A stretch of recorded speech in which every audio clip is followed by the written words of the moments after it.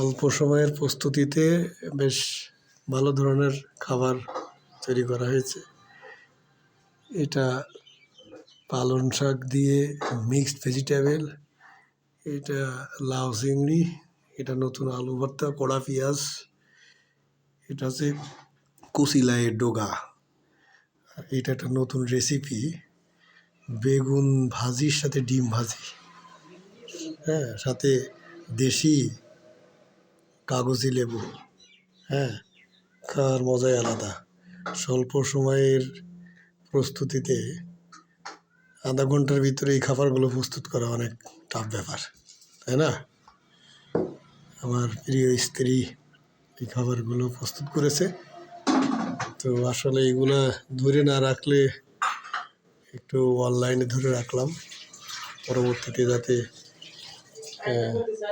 Miss করতে পারি এগুলো। আবার আরোগুলো করতে চেয়েছিল লাউ পাতা ভর্তা, সেটা বাকি থাকলো। এগুলো দিয়েই আবার খাবো। বসে পড়ো, বসে পড়ো, বসে পড়ো, বসে পড়ো, বসে পড়ো। শুরু করবো।